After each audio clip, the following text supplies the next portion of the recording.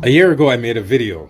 In that video, I gave an analysis on why there is so much pushback from other minority communities towards black people when we talk about black liberation or black unity. And it seems the last few days, the ICE protest has brought something up that kind of justifies this. So let me explain this again. The account I had that video on has been banned. So the video clearly, TikTok has taken it away. And I never got to post it on Instagram. That was before I started posting on Instagram.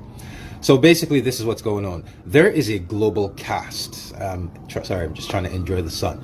There's a global caste globally, right? Of which white Europeans are on top and black Africans are at the bottom. Everyone else is in between. Some people like their position in the caste system. Some people don't. But one thing is clear is nobody wants anyone who's beneath them to come above them.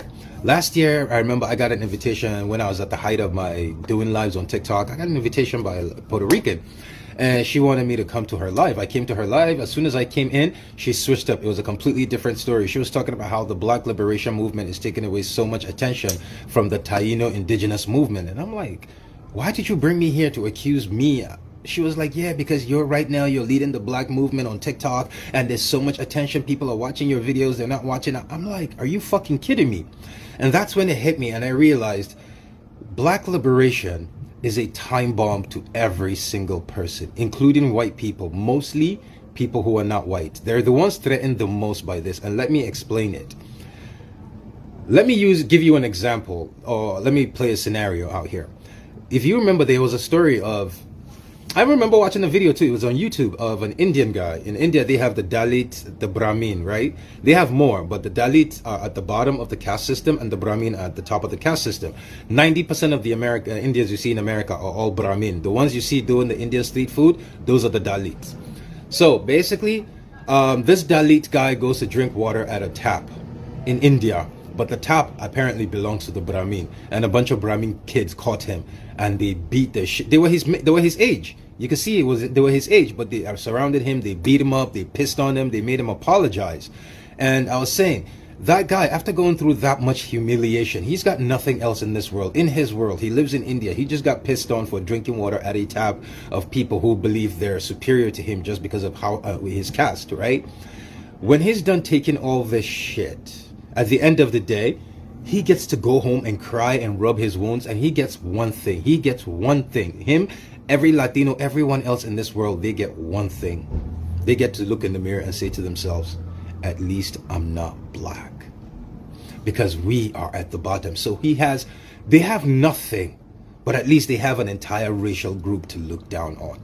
So now we started this whole black unity, black liberation, and everyone knows the potential the black people have. They know the potential of the black American. They know the potential of the black Caribbeans. They know the potential of the black Europeans, and they fucking know the potential of Africa. And every one of them sits down and goes, holy shit, if these people actually achieve what they're trying to achieve, they're going to go from the bottom to the top. They're going to mess up the entire global racial order. The global caste system is going to be thrown into disarray. And here's the thing, no one knows which one of them is going to end up at the bottom. Everyone is afraid of being at the bottom. The Indians don't know if it's going to be them. The Latinos don't know if it's going to be them. The Arabs, the North Africans, they don't know if it's going to be them. Nobody. All these races, the Southeast Asians, they don't know if it's going to be them. The Eastern Europeans, the poor ones, the Slavs, where slave come from, they don't know if it's... No one knows what us throwing this global order into chaos would look like.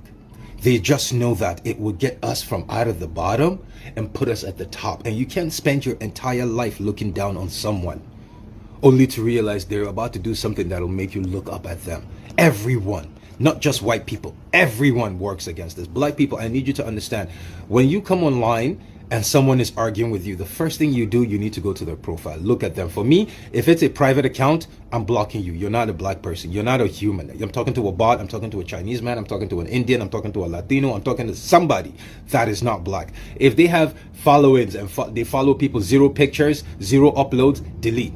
You could use your discernment. My thing now is, if it's not an actual real human that I am looking at, we're not having that conversation. If it comes to blackness and issues of race, I am blocking you, and that's it. But the point, I hope everyone gets the point I'm trying to make here, is One thing everyone who's not white has in this world is, at least I'm not black.